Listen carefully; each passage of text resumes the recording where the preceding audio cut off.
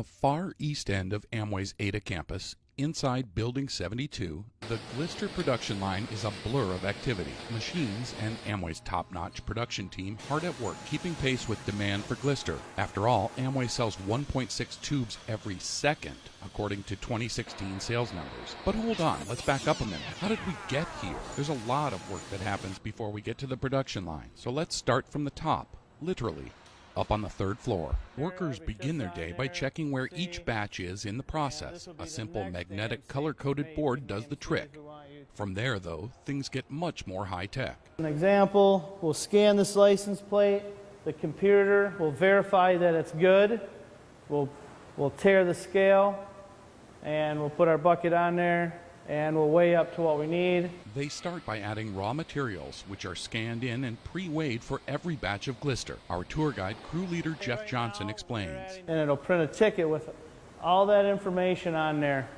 What pre-weigh station, who did it, what time, order number, BP, AMC, everything you need to know. And that provides traceability. In other words, Amway can tell where the materials in your toothpaste came from and when. So we can go from delivered product to somebody's door all the way back to this room here. To all to the beginning. When it was made, what the raw materials were, even who made it. Yes. From here, the raw materials are added to huge mixing tanks by batch. Did I mention huge? 24,000 pounds gets mixed about 3 batches a day, 24,000 pounds a batch. From here, when it's done, it goes to a whole tank and then it waits to get run on the lines. A computer station tells the operator exactly how much of each raw material to add, right down to the minty signature GLISTER flavoring. So right now what they're doing, we are adding the first raw to the tank. Once the batch is mixed, gravity helps the pump send it down one floor. The GLISTER travels down the pipes into large storage tanks on the second floor. Basically the line fills the product.